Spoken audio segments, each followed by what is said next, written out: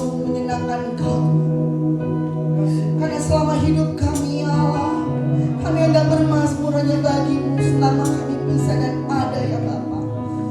Biarlah nyanyian pujian dan pengagungan kepadamu Tuhan, Engkau mendengarkannya ya Bapa. Manis Kau dengar Yesus, manis Kau dengar. Ya Rabbi, ya Rabbi. Mari katakan ya Tuhanku. Ya Tuhanku,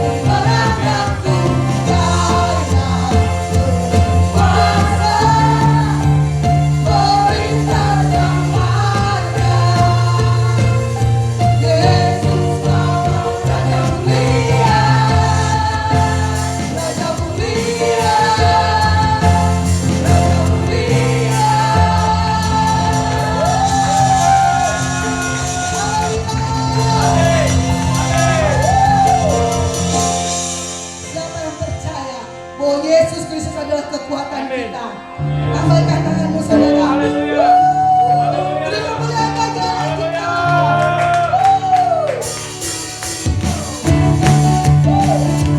Jalan kekuatan dan masuk kita saudara. Jalan keselamatan.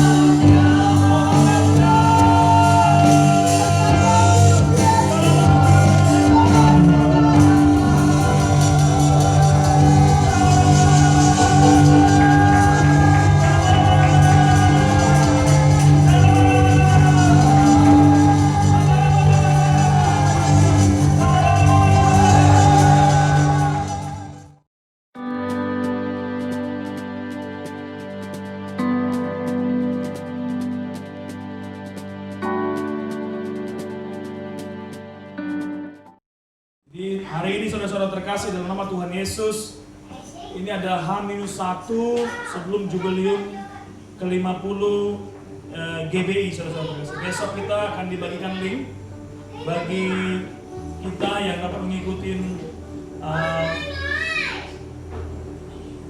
perayaan jubileum GBI.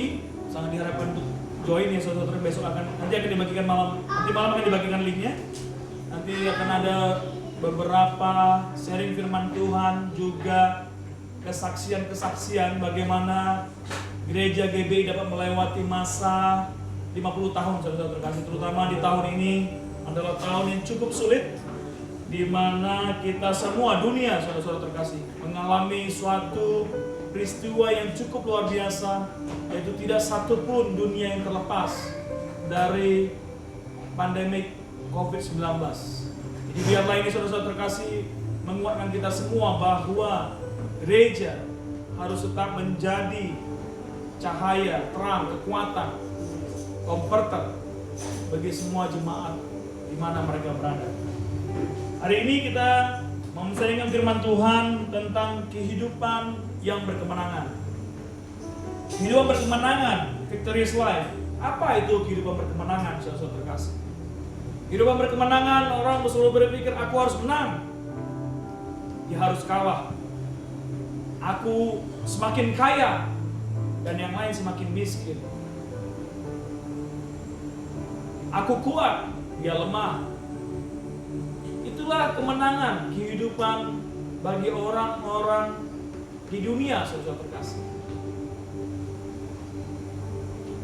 Pokoknya kalau bisa setiap hari diliput.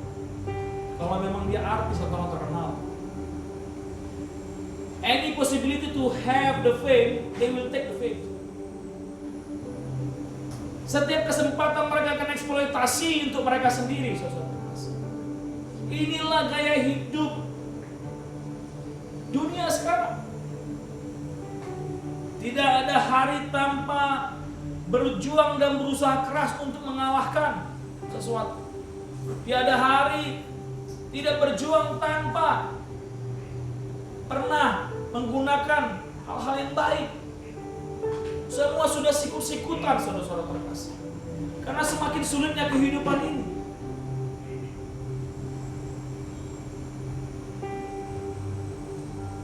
Ini pun saudara-saudara terkasih terbawa ke kita, terbawa di gereja, saudara-saudara terkasih. Bukan hanya jemaat di gereja yang berkompetisi, tetapi juga gerejanya yang berkompetisi, saudara-saudara terkasih. Masing-masing gereja menarik jemaat satu gereja yang lain masuk ke gereja dia. Dan ini apa, saudara-saudara terkasih? Mereka melupakan bahwa tujuan gereja itu adalah melaksanakan amanat agung Tuhan. Kita bukan mencabut orang-orang dari gereja yang satu ke gereja yang lain, hanya memindahkan tempat ibadah. Jelas-jelas ini salah, saudara-saudara terkasih. Jadi kalau kita sampai melihat itu terjadi, kita harus sebagai orang-orang yang mengenal Tuhan, orang-orang yang mengenal firman Tuhan, kita harus menjadi orang yang menjadi pengingat supaya hal itu tidak dilakukan berkelanjutan, saudara-saudara. Kita harus mampu membawa kita dan membawa gereja di mana kita berada, beribadah, untuk mampu menjangkau jiwa di luar orang-orang yang tidak bergereja. Sehingga mereka tidak hilang keselamatan. Kalau orang sudah bergereja, mereka sudah terima firman Tuhan, ya sudah, cari yang lain, saudara-saudara terkasih. Karena berita keselamatan ini harus sampai ke semua orang. Itulah kehidupan saudara-saudara terkasih, kehidupan dunia sekarang mencoba mencari supaya bagaimana lebih hebat, lebih kuat, lebih kaya, lebih besar, dan lebih segalanya, tanpa memperhatikan lingkungannya, tanpa memperdulikan orang lain. Yang penting gua, yang penting ini, yang penting kita semakin besar. Apakah ini kehidupan yang mau kita cari, saudara-saudara? Terakhir ini kita melihat begitu banyak saudara-saudara terkasih artis-artis yang kelihatan wah, yang menjadi idola, ternyata sangat-sangat kesepian. Mereka akhirnya bunuh diri. Mereka semakin dipuja, perasaan mereka itu semakin seperti dibully, saudara-saudara terkasih. Inikah victorious life for Christianity? Is this the Christianity life? Christianity victorious life that we are looking for?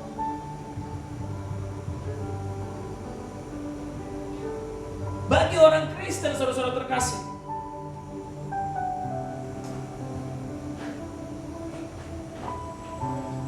kita mempunyai identitas sebagai pemenang. Katakan amin, saudara-saudara terkasih. Di Roma 8 ayat 37 dikatakan, tetapi dalam semuanya itu kita lebih daripada orang-orang yang menang, dan oleh Dia yang telah mengasihi kita. Jadi kita itu ada lebih dari orang-orang yang menang, oleh Dia yang telah mengasihi kita. Enak ya ayatnya ya. Wah, lebih dari orang-orang menang, more than conquerors.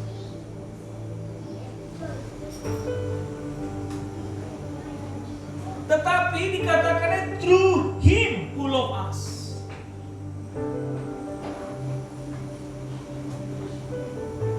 Enak juga itu kata-katanya. Menang melalui Tuhan. Enak, saudara-saudara terkasih. Masih enak kata-katanya.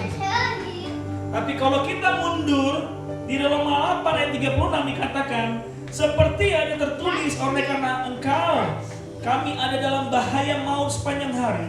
Kami telah dianggap sebagai domba-domba sembelihan.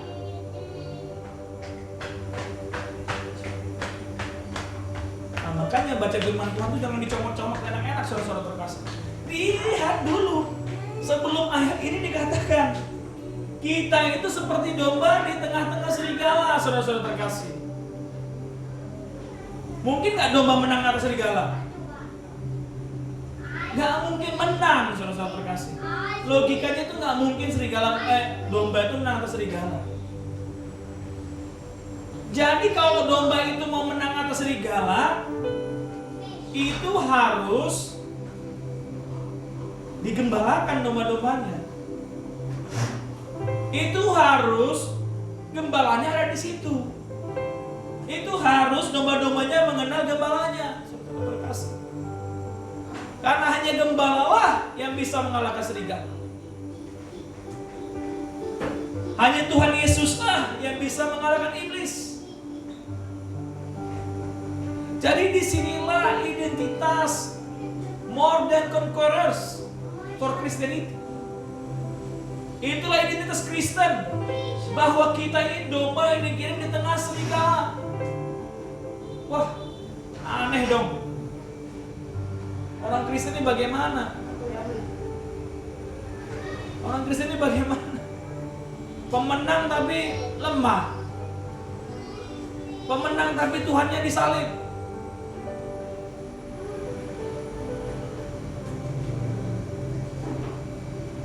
Itu tidak ada arti apa-apa, saudara kasih. Walaupun Tuhan Yesus disalib, tapi 3 hari kemudian Dia bangkit, saudara-saudara terkasih, dan Dia naik ke surga untuk menyediakan tempat bagi kita.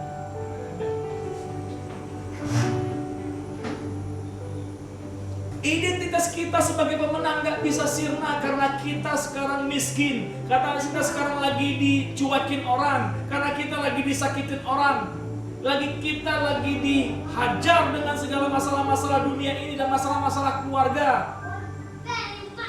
Identitas itu tidak pernah habis, tidak pernah hilang, saudara-saudara. Karena itu telah diciptakan dari mulai awal penciptaan, saudara-saudara, bahwa kita gambar dan rupa Allah. Dia yang menyediakan kita hidup dalam berkelimpahan, hidup yang penuh damai sejahtera, hidup yang bebas dari dosa, dan hidup penuh sukacita surga. Inilah hidup berkemenangan Kristen. Terus nggak boleh kaya Pak? Ya boleh. Nggak boleh keker Pak? Boleh. Tapi bukan itu utamanya, saudara-saudara terkasih. Itu bonus-bonus. Yang membuat kita hidup itu apa? Hidup kelimpahan, hidup di dalam Tuhan, hidup penuh dengan damai sejahtera, hidup lepas dari dosa. Itu yang utama. Cuma masalahnya kita ini lebih senang terima bonus. Padahal kita tahu sendiri, saudara-saudara terkasih, bonus itu nggak datang tiap hari, tiap bulan. Kita teman-teman yang sudah bekerja, kita tahu bonus itu nggak datang tiap bulan. Bonus itu datang tiap sekali setahun, saudara, mungkin 2 kali setahun atau 3 kali setahun. Tapi tidak sama dengan gaji. Tidak sama dengan inti daripada kita bekerja atau hidup dalam tubuh. Inilah saudara-saudara terkasih, identitas orang Kristen yang berkemenangan. Terus bagaimana kita supaya bisa bertahan menerima DNA itu, menerima identitas itu? Bagaimana kita supaya selalu terima, diingatkan bahwa kita punya identitas itu? Di Filipi 4 ayat 8 dikatakan, jadi akhirnya saudara-saudara semua yang benar, mulia, adil, suci, manis, sedap didengar, kebajikan, yang patut dipuji, pikirkanlah semua.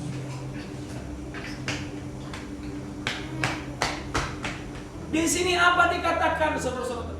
In Philippians 4:8 say that whatever is noble, right, pure, lovely, admirable, anything is excellent in praise and worthy. Think about such things. Ini apa, saudara-saudara terkasih? Kenapa Tuhan bilang ingatkan ini?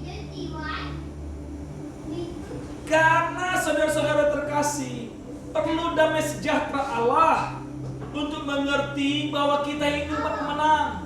Kita ini orang-orang yang excellence. Di Filipi 4 ayat 7 ayat sebelumnya dikatakan damai sejahtera Allah yang melampaui segala akal dan memelihara hati dan pikiranmu dalam Kristus Yesus adalah kekuatan kita dan sumber sukacita kita bagi orang-orang percaya.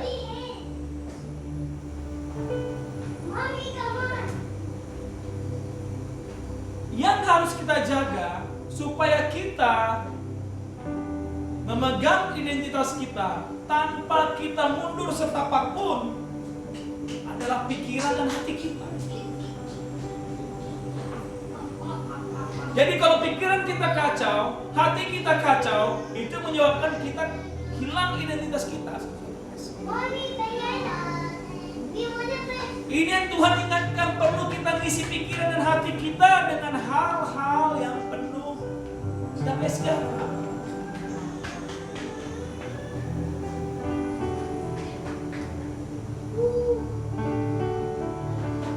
Hal-hal yang penuh dengan damai sejahtera memang enak untuk dipikirkan. Tetapi untuk menjalaninya itu yang berat, saudara-saudara terkasih. Karena apa? Kita diciptakan itu dipenuhi dengan kesempurnaan. Kita mempunyai panca indera yang berhubungan langsung dengan apa yang kita hadapi, saudara-saudara terkasih. Jadi kesempurnaan kita dibuat Tuhan ini juga punya kelemahan, yaitu bahwa kita, our 5 senses is easy to feel the problems than our heart and our mind. Jadi kalau kita, kelima sense kita, kelima panca indera kita merasakan itu, akan menimbulkan apa, saudara-saudara? Menimbulkan ketakutan dan kekhawatiran. Ini yang tadinya victorious life become weak life, atau hidup yang fasik, saudara-saudara terkasih. Matius 6 ayat 25 dikatakan, karena itu aku berkata kepadamu, janganlah khawatir akan hidupmu, akan apa yang hendak kamu makan atau minum, dan janganlah khawatir pun akan tubuhmu, akan apa yang hendak kamu pakai. Bukankah hidup itu lebih penting daripada makanan dan tubuh itu lebih penting daripada pakaian?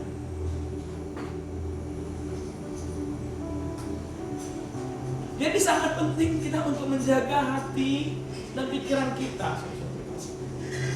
Kalau melihat gambar di bawah ini dikatakan itu berdasarkan orang ngomong-ngomong. Iman timbul dari pendengaran, bukan pendengaran dari gosip, saudara-saudara, tapi pendengaran akan firman Tuhan. Jadi sumbernya harus benar dulu. Prosesnya itu sama, saudara-saudara kasih, tapi sumbernya itu harus dibenarkan.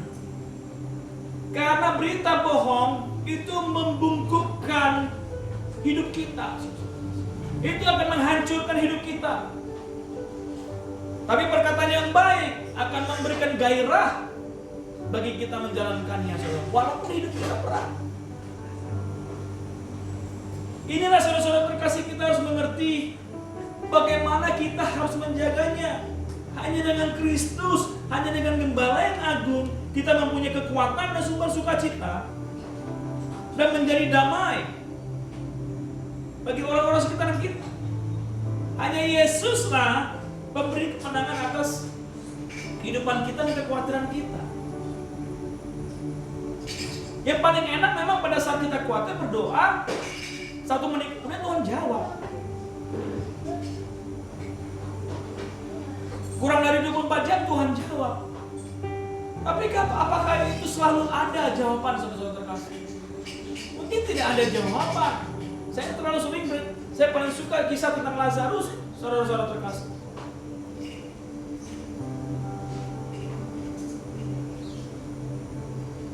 Baik itu Lazarus yang si borokan ataupun Lazarus saudaranya si Maria.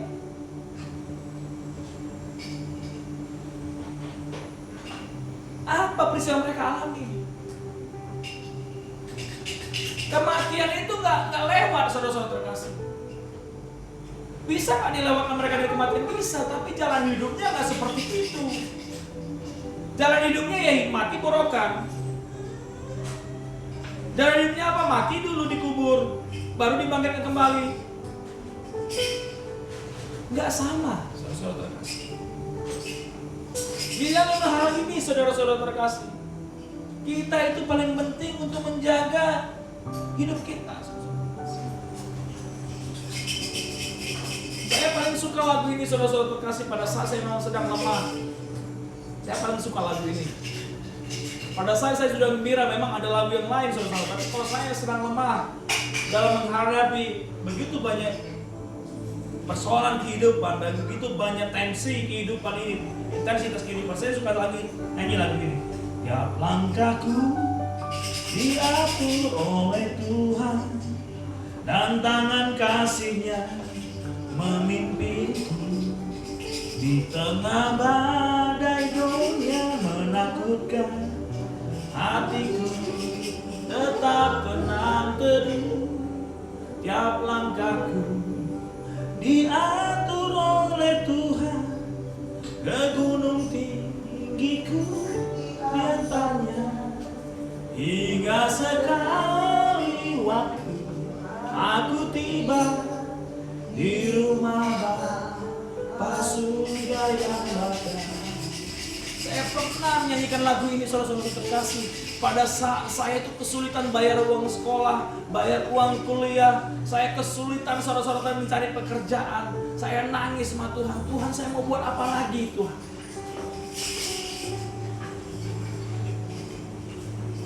Saya nggak tahu berteriak kemana, saudara-saudara terkasih, karena memang saya hanya saya dan Tuhan yang bisa membuat saya percaya.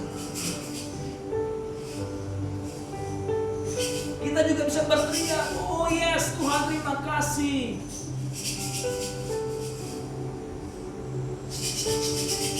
Pada saat kita kuat, saudara, kita bisa juga berteriak, yes Tuhan terima kasih.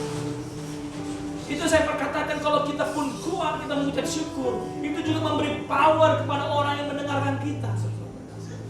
Pada saat kita lemah pun, jangan pernah biarkan kesulitan kita itu membenamkan kita, membungkukkan kita, dan membuat kita mati. Kita harus bangkit.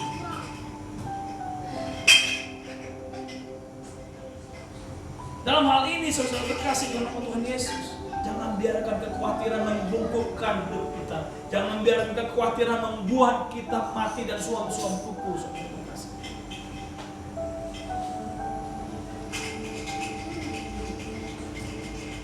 Kemenangan bagi orang Kristen, domba-domba Allah yang dikirim ke dunia ini, saudara terkasih, itu like a gift, saudara terkasih. Itu seperti hadiah, looks like a gift. Jadi gift itu saudara-saudara terkasih, ada orang yang memberi dan ada orang yang menerima. 1 Korintus 15 ayat 57 dikatakan 58. Tetapi syukur kepada Allah yang dalam memberikan kepada kita kemenangan oleh Yesus Kristus Tuhan kita. Karena itu saudara-saudaraku yang kekasih, berdirilah teguh, jangan goyah, dan giatlah selalu dalam pekerjaan Tuhan. Sebab kamu tahu bahwa dalam persekutuan dengan Tuhan, jerih payahmu tidak sia-sia. Di dalam hal ini, saudara-saudara terkasih, kemenangan itu pemberian, sudah. Jadi kalau kita diciptakan serupa dan segambar dengan Tuhan, victorious life is in our DNA, in our gene. Jadi nggak bisa ditawar-tawar lagi. Di dalam hal ini, kalau kita menerima pemberian,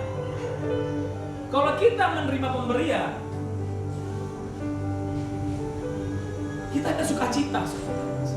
Pada saat kita menerima gaji bagi orang yang bekerja, ada sukacita di sana. Pada saat kita menerima suatu hal yang baru, yang baik, ada sukacita di sana.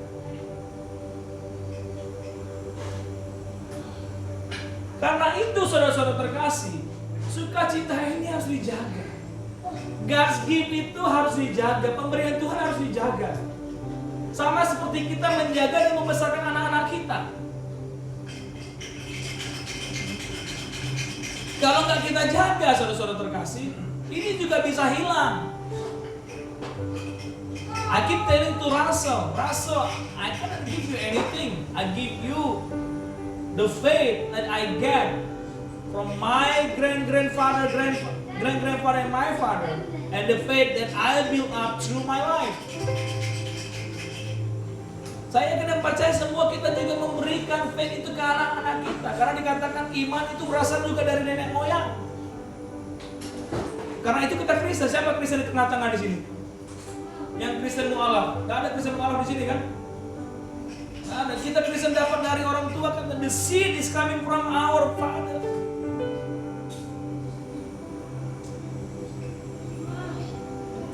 Jadi dalam hal ini saudara-saudara terkasih, kita itu pun iman kita tuh harus dikembangkan.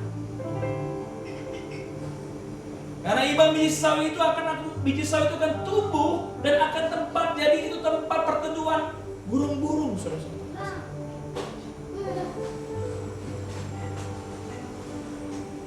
Kita harus memahami bahwa saat ini pun hidup kita itu adalah pemberian Tuhan.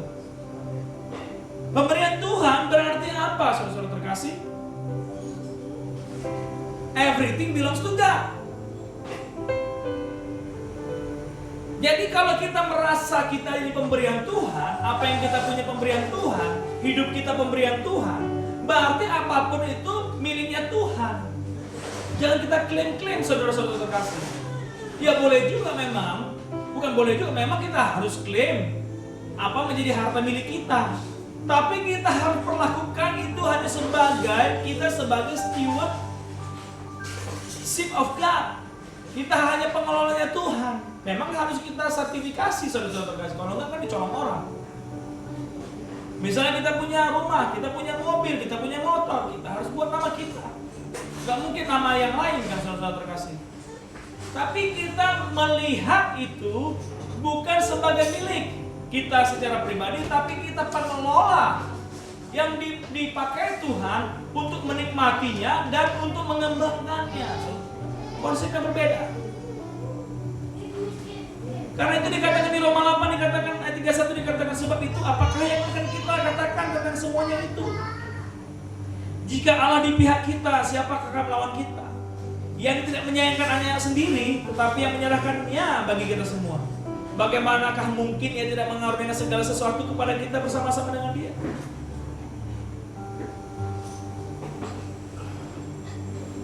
Jika Tuhan di pihak kita, siapa lawan kita? Tidak ada. Jadi kalau kita sudah punya hidup kemenangan, yakinlah itu kita harus menang. Ingat ya, kita menangnya berbeda sama orang dunia. Kita ini orang yang menang sebagai domba di tengah-tengah serigala. Berarti apa? Kita butuh gembalanya di sana. Kita butuh Tuhannya di sana.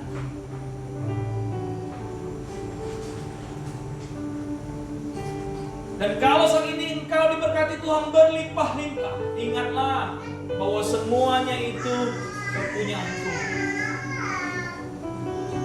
Jika engkau saat ini pun sedang dalam masalah, ingatlah Tuhan campur tangan terhadap hidup kita sekarang.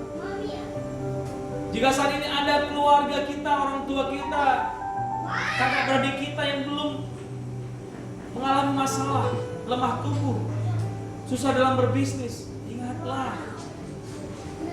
Tuhan itu sedang bekerja untuk mereka, untuk kesembuhan mereka, untuk kesehatan mereka, untuk bisnis mereka. Itu yang pertama, saudara-saudara terkasih, supaya kita mengetahui bahwa kita itu hidup dalam berkemenangan dan bagaimana menjaganya. Yang kedua adalah kita ini orang pilihan. Kita ini orang pilihan, saudara-saudara terkasih. Pilihan siapa? Pilihan Tuhan. Karena Tuhan mengatakan kepada Yeremia, pada ibunya Yeremia, sebelum aku membentuk engkau di dalam rahim ibu, aku telah mengenal engkau. Jadi kita telah dikenali, saudara-saudara terkasih. Jadi generasi setelah Adam itu dikenali dari mulai perut. Hanya Adam dan Hawa dikenali pada saat mereka dewasa.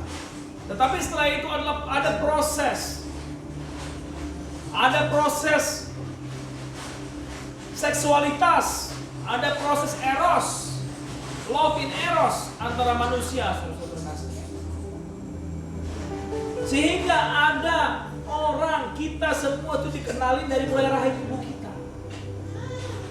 Jadi jangan pernah dibilang, Tuhan gak peduli sama aku. Tidak, saudara-saudara kasih. Tuhan mengenal kita secara dalam. Di dalam hal ini, saudara-saudara terkasih, Roma 8:33, siapa akan menggugat orang-orang pilihan Tuhan? Siapa yang berani ribut sama kita, saudara-saudara terkasih? Allah yang membenarkan mereka? Siapa yang menghukum mereka? Kristus Yesus yang telah mati, bahkan yang lebih lagi yang telah bangkit, yang duduk sebelah kanan Allah, yang malah menjadi pembela bagi kita. Jadi jaminan kita sudah pasti bahwa kita ini orang pilihan. Pertanyaannya, saudara-saudara terkasih, kita ini orang pilihan, tapi kita merasa ini sebagai orang-orang yang terbuang. Karena apa? Kita melihat, wah, gue orang Kristen, tapi yang sana kelihatan lebih wah nih. Yang sana lebih ini, yang lebih. Jadi kita, kelima indera kita itu berbicara lebih dalam lagi dibanding perasaan, dibanding hati dan pikiran kita, dibanding iman kita.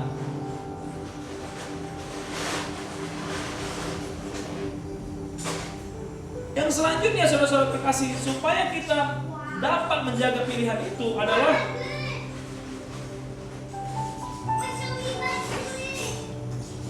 Tuhan itu faithful. God is faithful.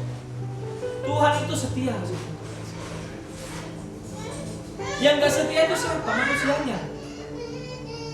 Roma 8:38 dikatakan, Roma 8:38 dikatakan, sebab aku yakin bahwa baik maut maupun hidup, baik malaikat-malaikat maupun pemerintahan-pemerintahan, baik yang ada sekarang maupun yang akan datang, atau kuasa-kuasa, baik yang di atas maupun yang di bawah, ataupun sesuatu makhluk lain, tidak akan dapat memisahkan kita dari kasih Allah yang ada dalam Kristus Yesus Tuhan kita. Dalam hal ini, saudara-saudara, tidak ada yang bisa memisahkan kita kecuali kita yang memisahkan kita dari Tuhan.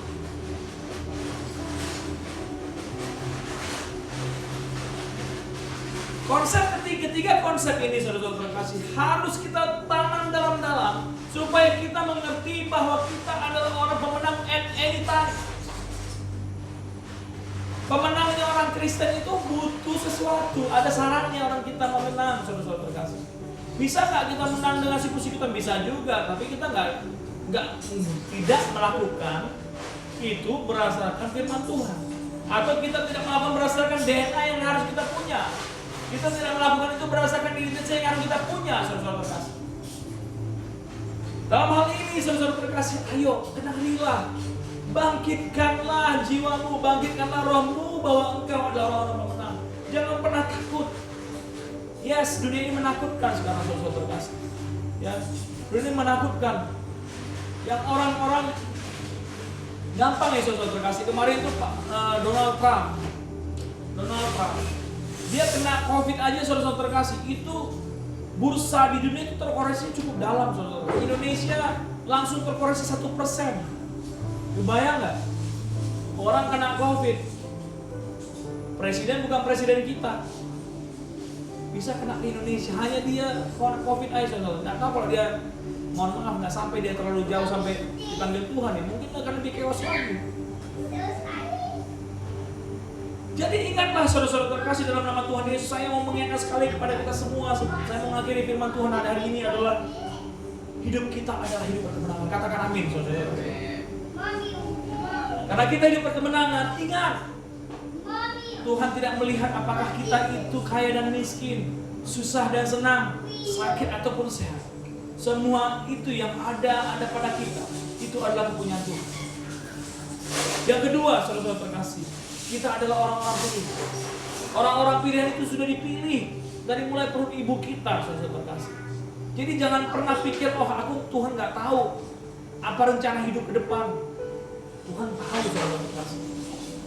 Jadi seperti sekarang si Joel mau masuk ke kuliah, Tuhan tahu apa yang mau Tuhan taruh di hatimu. Tinggal kau yang kenalin nah. Supaya kau mendapatkan jurusan yang tepat. Demikian juga anak kami Jason dan Russell sebentar lagi. Ya harus kenalin panggilannya apa, di mana, where is your best talent yang kamu mau explore for your future. Yang ketiga, saudara-saudara terkasih, mengakhiri firman Tuhan hari ini, Tuhan itu adalah Tuhan yang setia. Yang gak setia itu manusianya. Jadi kalau kita komplain sama Tuhan, Tuhan di mana, Tuhan di mana? Tuhan itu ada di samping kita, saudara-saudara. Dia tak pernah hilang. Waktu Musa bilang, Tuhan aku takut, Tuhan hanya bilang, apa yang ada di tanganmu Musa? Tongkat Tuhan. Lemparkan tongkatmu. Gunakan tongkatmu. Saat ini pun Tuhan bilang, I know brother Seven, you know you don't have now jobless. But God said to you now, what you have. Do whatever best in what you have in your hand, in your life, to work for your life. Biarlah firman Tuhan hari ini saudara terkasih kembali menguatkan kita bahwa kita adalah orang-orang pemenang. Tidak ada satupun kita orang-orang kalah. Apapun kondisimu saat ini, Tuhan itu turut bekerja dalam segala sesuatu untuk mendatangkan kebaikan